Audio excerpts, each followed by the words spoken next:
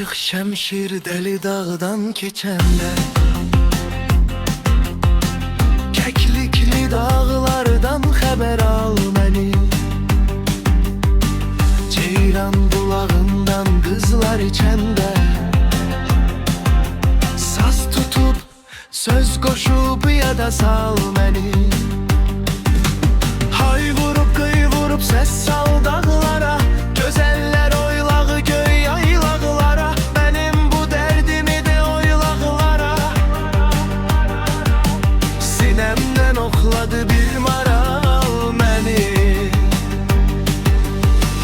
O ceyran bakışlı baktı uzaktan, canımı odlara yaktı haktan.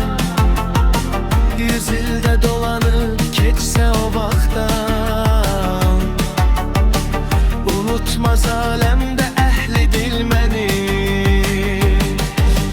Gelmişem gezmeye sizin dağları, bakım yaylaqlara doyunca bari. Bu yere şairin düştü güzarı, güzel karşıladı hoş ikbal beni.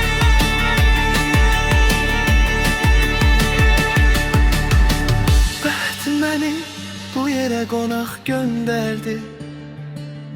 Gedirəm, yamandır ayrılık derdi. Demeseme vurgun geldi giderdi. Unutmaz bu oba, bu mahal məni. O ceyran bakışlı baktı uzaktan,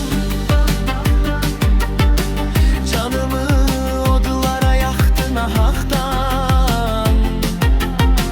Yüz ilde dolanıp geçse o vaktan, unutmaz alemde ehli dil məni.